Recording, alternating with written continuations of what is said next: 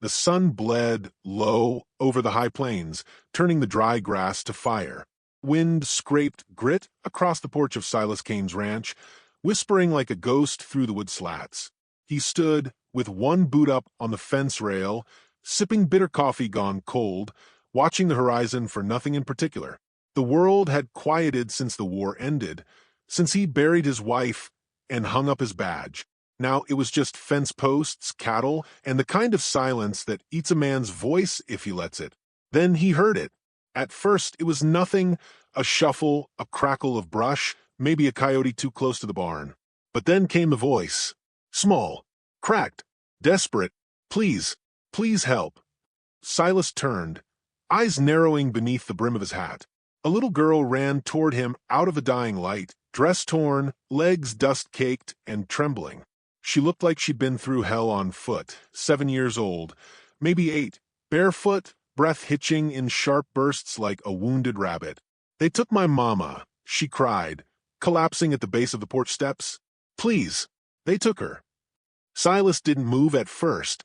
He stared down at the girl, tangled hair, scraped knees, eyes wide with terror, and something ancient stirred behind his ribs. A flicker of something buried. He squatted slow, setting the tin cup on the porch. "Who took her?" he asked, voice low, steady. "Men. In red scarves," she said. They grabbed her from a wagon. I ran. I didn't know where else to go." Silas looked down the road, long and empty behind her. No horse tracks, no dust trails. Just her, standing alone in the coming dark. "What's your name?" he asked. "Rosie." He stood and stepped back into the house, leaving the door open. Inside, the place was Spartan.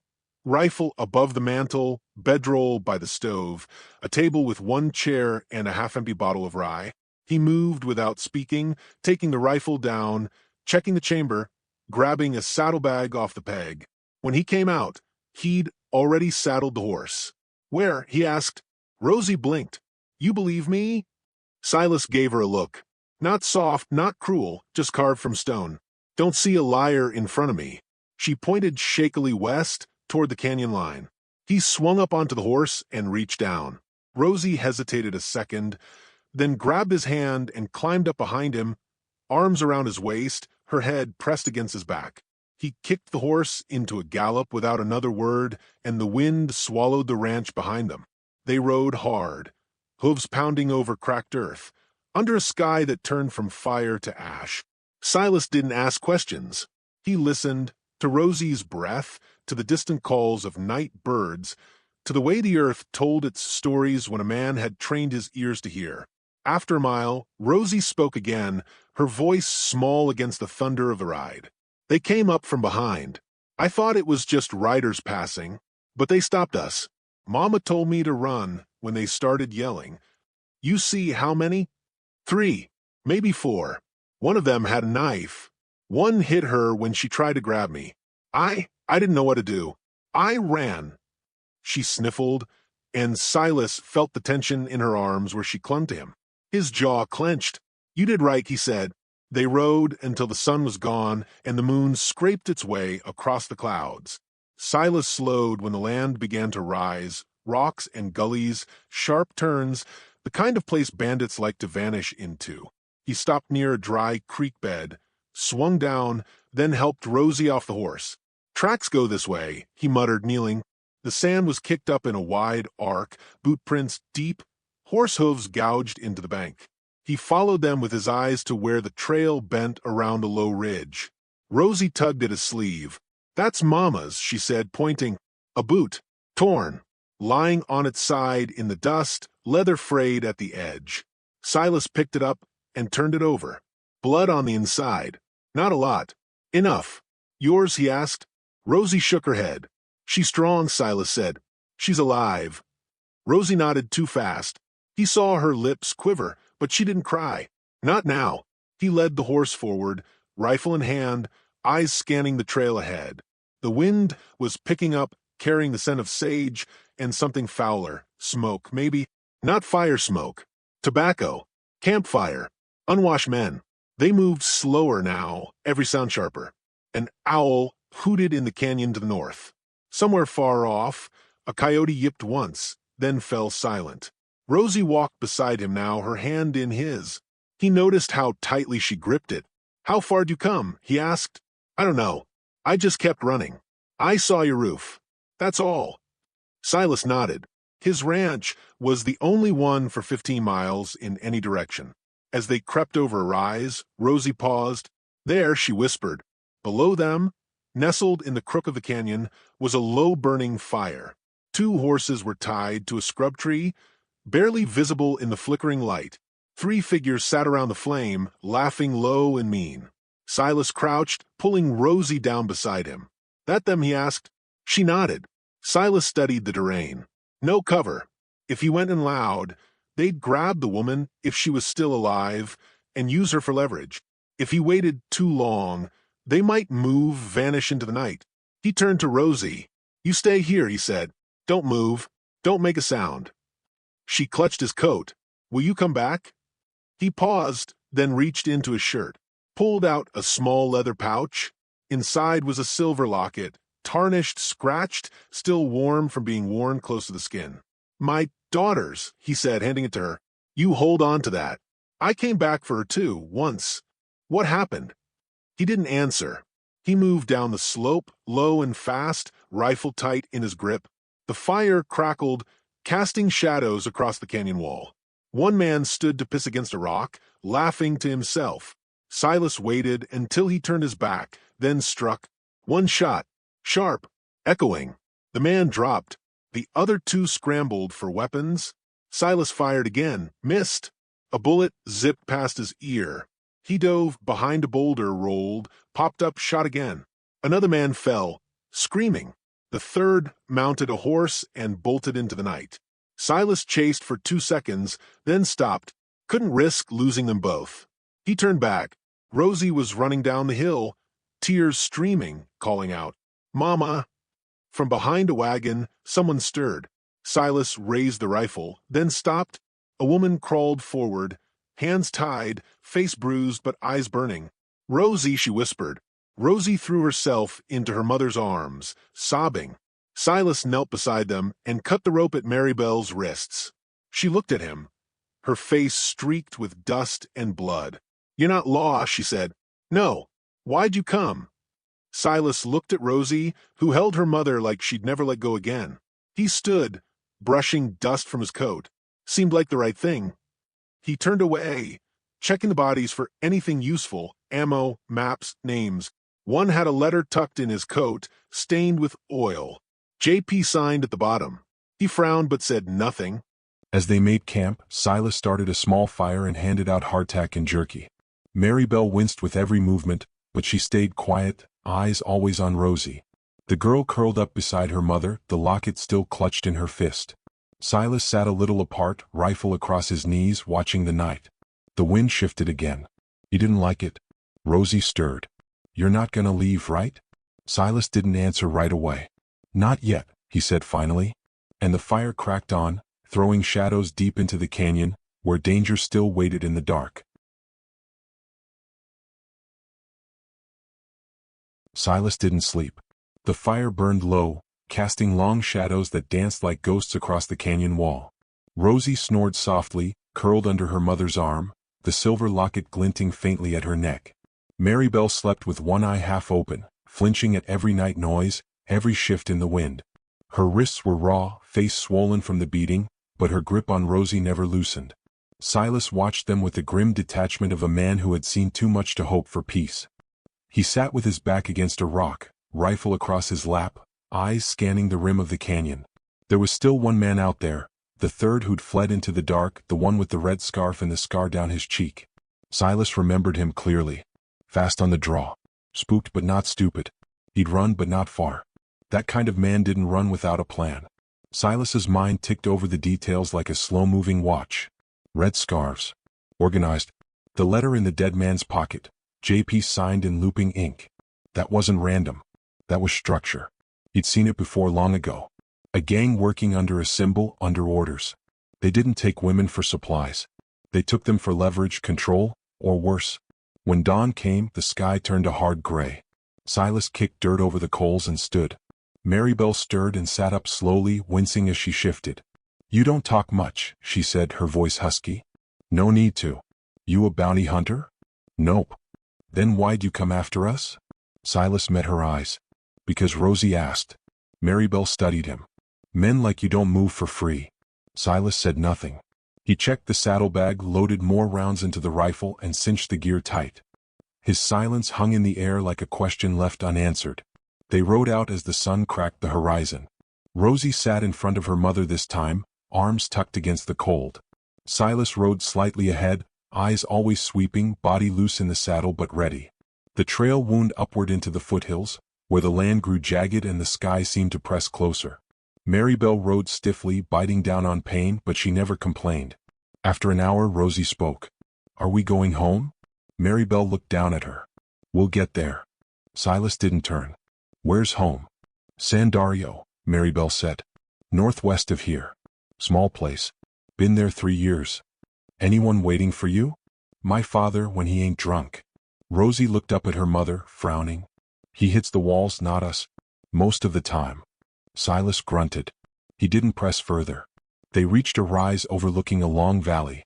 Smoke curled in the distance, not a campfire but a chimney plume. A ranch. Fenced. Quiet.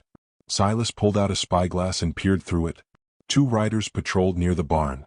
Both wore red scarves. He passed the glass to Maribel. Her breath caught. That's the Halverson place. Ain't been anyone there since old Buck died. Now it's occupied, Silas said. You think that's where they came from? Silas nodded once. They're hiding in plain sight. He dismounted and crouched behind a rock, thinking. The ranch was fortified, too open for a stealth approach. Whoever ran this gang was getting bold, squatting on property that close to town with hired guns on patrol. That meant they weren't just looting. They were building something. What are we gonna do? Rosie asked. Wait here, Silas said. Keep your heads down. Maribel grabbed his arm. You can't just walk in there. They'll cut you down. I'm not walking in. He pulled a worn kerchief from his pocket and tied it around his neck, red. It wasn't a perfect match, but it had passed from a distance. Then he pulled a hat lower over his eyes, slung the rifle across his back, and turned toward the ranch. What if they recognize you? Maribel asked. Then I don't come back. He rode down slow, casual, like he belonged there. As he neared the barn, one of the patrols raised a hand in greeting. You knew? The man called. Silas gave a nod. Got sent in by Jonas. Said you needed another trigger out here. The man narrowed his eyes. Ain't heard about no Jonas sending folks. Yeah well, Silas said, voice dry, maybe check your mail. I don't ride for free. The second guard walked over, cocking his head. You look familiar. Lot of faces in a war, Silas replied. Yours don't stand out much either. There was a beat of silence. Then the first man chuckled. All right. We're light anyway. Come on in. Boss'll want to look at you. Silas dismounted and walked the horse toward the corral. From the corner of his eye, he scanned the grounds. 5, maybe 6 men. 1 woman hauling water. Her face was downcast. A bruise along her cheekbone. Inside the main house, the air reeked of sweat, cigar smoke, and cheap liquor. A man sat behind a desk, big, broad-shouldered, wearing a crisp waistcoat too fine for this place. His beard was sharp, trimmed to points. A pistol rested beside his elbow, casual but not forgotten. You the new blood? The man asked. That's what I hear. You ride with Jonas? Once. The man leaned forward. Then you know what we're doing here. Silas nodded, playing the part. Expansion. The man smiled. That's the word. JP's vision. Something permanent. Not just raids, something that'll last. A town of our own, run our way. Silas's jaw twitched. JP. The same initials from the letter. It all clicked. You gonna tell me your name? The man asked. Crowley. It was a lie, but it passed. The man gestured to the chair. You'll have to prove your worth, Crowley. Got a job lined up. Wagon coming in from the south, carrying silver ore. We take it, we send a message. Silas nodded again, heart hammering. If they were hitting supply lines, it wouldn't be long before the whole territory got caught in the smoke. This wasn't just a gang, it was a war coming. I'll be ready, Silas said. Good. The man stood. Name's Rig. You ride clean, you'll do fine here. Silas walked out with his mouth shut and his mind racing. He needed to get the women out. Fast. As he mounted his horse, he spotted a small stable to the side. One of the guards was arguing with the woman from earlier. She dropped the bucket and the man raised a hand. Silas was there in 3 strides. She spill something? He asked coolly. Dumb bitch can't even hold water. Silas's voice dropped low. You hit her, you answer to me. The man squared up. You don't give orders here, new blood. Silas smiled, tight, sharp. Then maybe we settle rank now. A second passed. The man blinked, then backed off with a grunt. Silas turned to the woman and knelt. You from town? She nodded. How many of you here? 4 women. Maybe 2 more in the cellar. They don't let us talk. He gave her a small piece of paper and a stub of charcoal. Draw me the layout, where the others are, where the exits are. Can you do that? Her hands trembled. You're not one of them. No.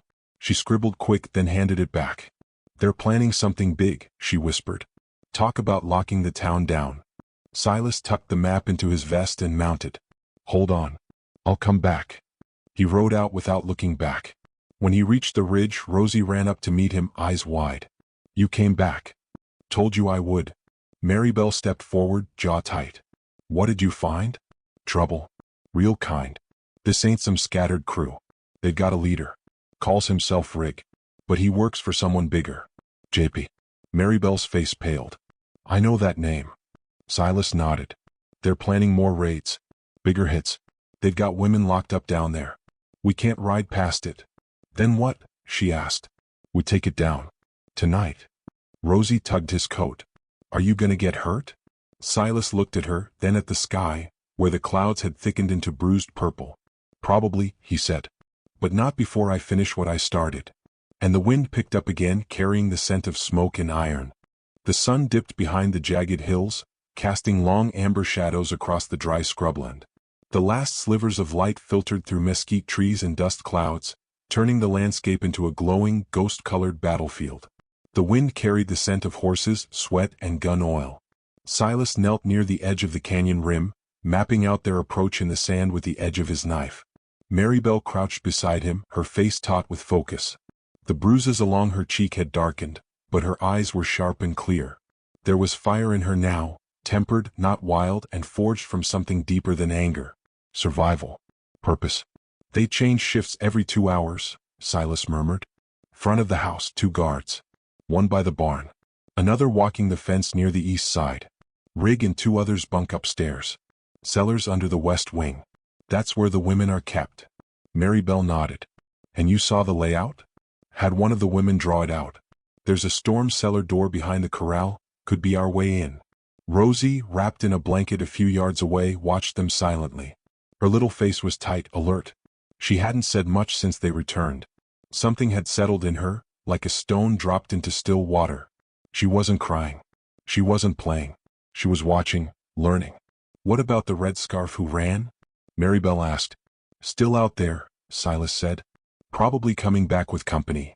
Maribel's jaw flexed. Then we move now. No, he said, calm but firm. Not until it's dark. Surprise is all we've got. He handed her a small revolver, its handle worn smooth. You ever fire one? Maribel took it without hesitation. I've been through worse than recoil. Silas allowed himself a ghost of a smile. Stay low. Take the back path around the ridge. When you see my signal, 3 flashes, you come in from the east side and get those women out. Quiet if you can. Loud if you must. And you? I go in through the front. She looked at him, searching his face. That's a good way to die. It's also the best way to get their attention off you. Maribel opened her mouth, then closed it. Finally she said, If I make it out with Rosie and you don't, what do I tell her? Silas looked toward the valley.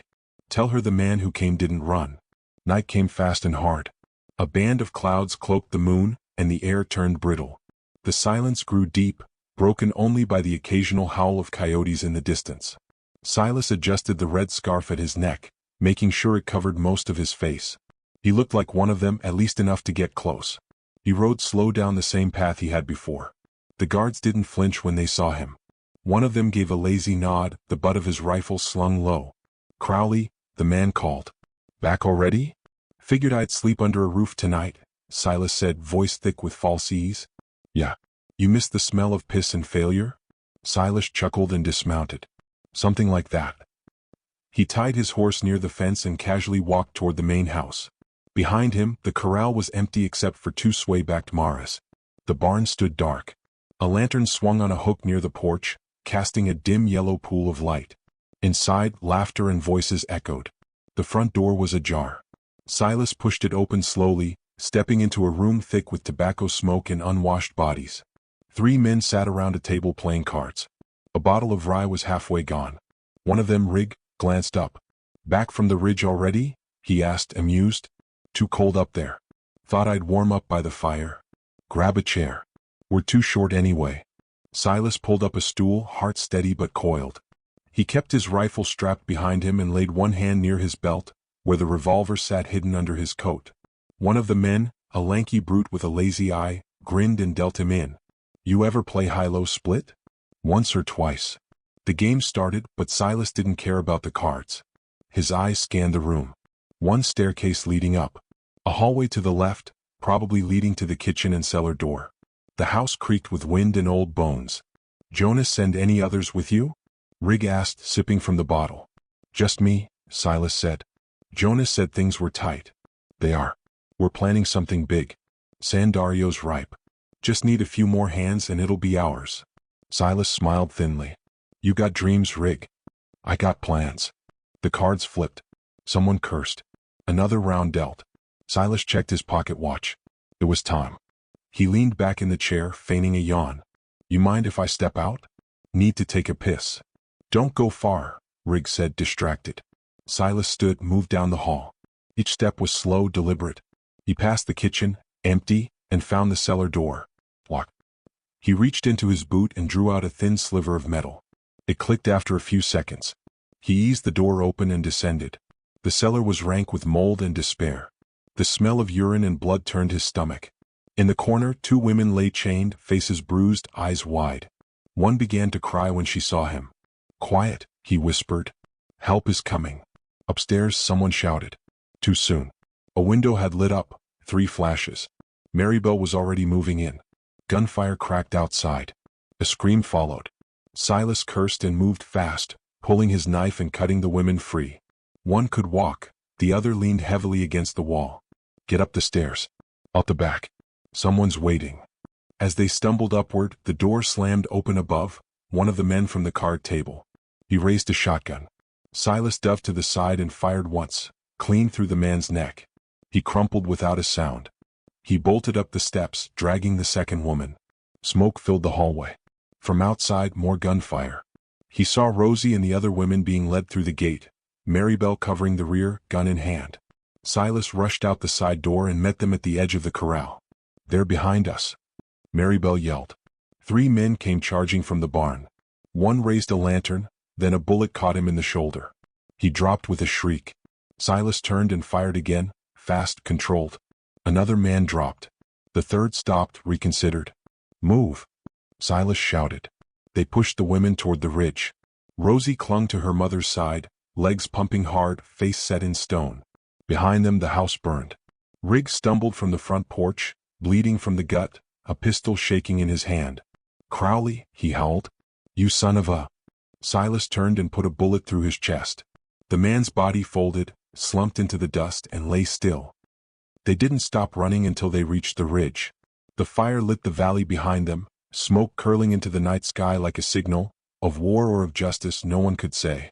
At the top, the women collapsed. Maribel dropped beside her daughter, breathing in ragged gulps. Silas scanned the horizon. No more riders. Not yet. "They'll come," Maribel said, eyes still on the glow below. "Let them," Silas replied. "They'll find Ash." Rosie walked up beside him, her small hand slipping into his. "You shot the bad man," she said matter-of-fact. "Had to." "He was mean." Silas nodded. "Yeah, he was." She tilted her head. "Are you gonna go now?" Silas looked down at her. The stars above were starting to pierce through the smoke. The wind had changed direction. "Not yet," he said. And in that moment, as the sky turned black and the fire painted the canyon below, Silas felt something shift deep inside him. Not peace exactly, but direction. The kind a man could ride with. The kind a man could die for. The night held its breath. And the next chapter waited just beyond the hills. The stars hung heavy above the high desert, a silent choir of light watching over the scattered survivors resting by a low-burning fire. Ash still clung to the edges of their boots, and soot streaked across their faces, reminders of the battle they'd left behind. The wind had softened, carrying with it only the faintest whiff of charred wood from miles away. Silas sat with his back to a boulder, rifle across his lap, eyes never still. Every crack of the brush, every whisper of wind made him twitch slightly, but he kept his breathing even. The adrenaline had passed, but the alertness hadn't. A man who lived long enough in the wild didn't sleep deep, not when others depended on him to see what was coming. Rosie had finally drifted off, curled in her mother's arms. Maribel's eyes were open, reflecting the firelight like two coals. She hadn't said much since they escaped. Neither had Silas. They didn't need to. Words were for people unsure of their place. Right now they both understood what they were: protectors, wounded and exhausted but not broken. "We need to move at first light," Silas said quietly, eyes scanning the dark. "They'll ride at dawn." Maribel nodded without looking at him. "Where to?" "There's an old mission past Deadwater Bluff. Haven't been there in years, but if it's still standing, it'll give us some cover. Water, shelter. A place to think." "You think we'll be followed?" "I'd bet my life on it." She glanced at him now. "You already did." He didn't reply. His hands moved over the rifle's barrel, checking for warmth, oil, life. The gun was old but steady like him. He wasn't sure where this road would end, but he knew this much: he wouldn't let Riggs' men or anyone like them breathe easy while women and children like Rosie had to live in fear. At dawn they broke camp. Rosie clutched a canteen and walked on her own, stubborn as ever. The other women, 4 in total now, counting Maribel, walked silently, their eyes forward, not speaking unless necessary. Silas rode ahead, always scanning, always listening. It wasn't long before they found signs. A broken branch here. A hoofprint in soft dirt there. A cigarette stub not yet cold. Maribel fell in beside him, one hand on her holster. "They're close. They're trailing slow. Tracking, not charging. They want to corner us. Then we can't let them." "No," Silas agreed. "We lead them where they don't want to go." They pushed west, cutting across dry creek beds and canyon walls. The sun climbed, unforgiving, baking the land into stone and sand. They traveled until midday before stopping in the shade of a rock outcrop to rest. One of the rescued women, Marta, approached Silas while he refilled canteens at a tiny spring trickling from the stone. Her face was drawn, sun-baked and taut with exhaustion. "I just wanted to thank you," she said, "for coming back." He didn't look up. "Wasn't right to leave you there. Most men would have. Then most men ain't worth much." She gave a small smile. "You're not like them." Silas met her gaze. "I used to be." She didn't ask more. She just nodded and walked away, leaving him with his thoughts. By nightfall they reached the outskirts of Deadwater Bluff. The mission was there, barely. Its walls were crumbling, its cross had long since rotted and fallen, but the stone bones of the place still stood. They settled in, lighting no fire this time, keeping quiet. Inside the mission's chapel, Silas set up a lookout near a broken stained glass window, watching the trail below. He could see moonlight gleaming faintly off distant rocks. If the riders were close, they'd show themselves by morning. Maribel came and sat beside him, her face pale in the blue-dark light. "You ever believe in any of this?" she asked, glancing at the cracked altar. He shook his head. "I believed in horses and bullets. That was enough for a time. My father was a preacher," she said, surprising him. "Used to read the Bible every night like it was a map to salvation. But the older I got, the more it felt like a promise no one could keep." "Why'd you stop?" "Because the men who hurt me knew the words better than he did." Silas didn't answer right away. Then he said, "Truth is, I don't know if there's any justice out here. But I figure if you can help one person walk a little further without falling, that counts for something." Maribel looked at him, her eyes glassy but hard. "You've helped more than one." They sat in silence for a long time. The next morning the silence shattered. Gunfire erupted from the ridge line. Echoes bounced off the canyon walls. Silas dropped flat, scanning for movement. Dust kicked up around the mission's foundation as bullets tore through the stone. "Down," he barked. Maribel grabbed Rosie and pulled her behind the altar. The other women huddled in the far room. Silas crawled to the doorway, eyes on the ridge. There, 3 riders, rifles out. More moving behind them. At least 6 total. "They found us. Can we hold them off?" Maribel asked. "Long enough for you to run," he said. "I'm not running again." He looked at her. "This ain't your fight anymore." She raised her chin. It became mine the moment I picked up that gun. He nodded once, then tossed her a spare box of ammo. Then let's make them regret coming. They took positions, Maribel at the broken side window, Silas behind the pulpit. The old mission, for all its ruin, was solid. The stone absorbed bullets like a sponge. They had cover. The outlaws had open ground. The first charge came fast, 2 men on horseback firing wild. Silas took one down with a clean shot through the chest. Maribel hit the second in the leg. He screamed and tumbled off his horse, crawling behind a rock. Then came the others, fanning out. The air filled with smoke and thunder. The mission groaned with each impact. Rosie covered her ears, trembling. Marta and the other women tried to keep her calm, but she stared straight at Silas, eyes wide. He kept firing, methodical, calm. 1 shot at a time. No waste. A man flanked the west wall. Silas heard the boots on gravel and spun, firing just as the outlaw came into view. The bullet punched through his gut and he fell, clutching his stomach, whimpering. Silas moved again, heart hammering, breath coming hard. Blood trailed from a nick on his temple where a bullet had grazed him. Maribel was breathing hard, reloading with shaking fingers, her face slick with sweat. "They're circling," she said. "Let them." Another shot rang out, closer this time. One of the women screamed. A bullet ricocheted off the wall near Rosie's head. Silas roared and threw himself across the room, grabbing Rosie and shielding her with his body. Another bullet thudded into the wood behind them. Maribel returned fire furiously, forcing the shooter back. Silas cradled Rosie. "You all right?" She nodded, too shocked to speak. Then quiet. The gunfire slowed. Then stopped. They waited. Minutes passed. Silas peered through a crack in the wall. The riders were gone. Retreating. Or regrouping. "They'll be back," Maribel said. "Yes," Silas agreed. "But next time we move first." He stood, cracked his neck and picked up his rifle. The mission held, for now. But the war wasn't over. And the road ahead promised more than dust and fire. It promised reckoning. The sky burned orange over the jagged ridges as dawn bled across the land, casting long shadows that slithered through the broken windows of the old mission. The wind carried a stillness that made even the birds hold their breath. It was the kind of silence that settled before a storm, taut, expectant, and hungry. Silas crouched atop the mission's bell tower, his eyes fixed on the canyon trail below. His face, stubbled and leather-worn, looked carved from stone. The rifle in his hands felt heavier today, not from age or wear, but from certainty. Today was the day. He saw the first rider crest the hill. Then 2 more. Then 6. Then 10. A black snake of men in dusters and dark hats, rifles slung across their backs, pistols swinging at their hips. Riggs' banner, red and torn, flapped on one of the horses. They came slow, confident. A death march wrapped in arrogance. Maribel joined him at the top of the stairs, a carbine cradled in her arms. Her sleeves were rolled up, knuckles wrapped, jaw set.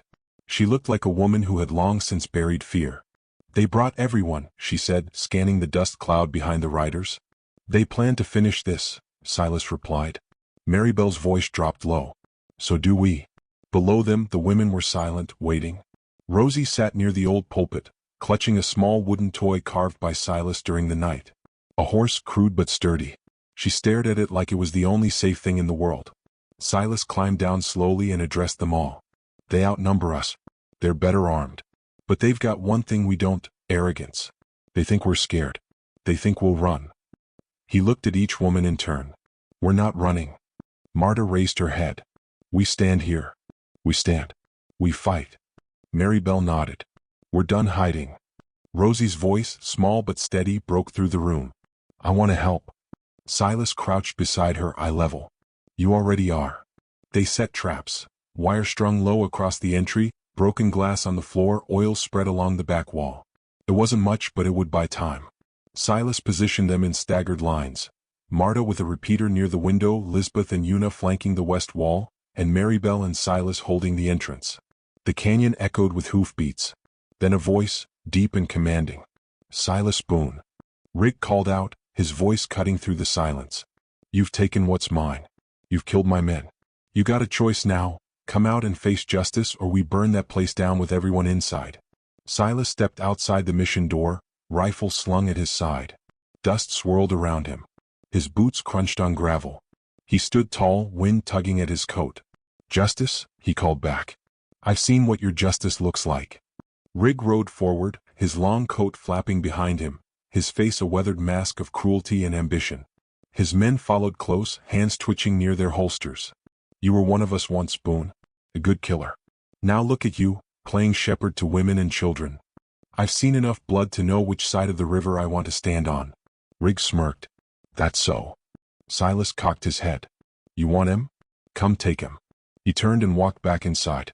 Rig's face twisted and he raised his arm. "Burn it." The riders spread out, torches lit. Then chaos.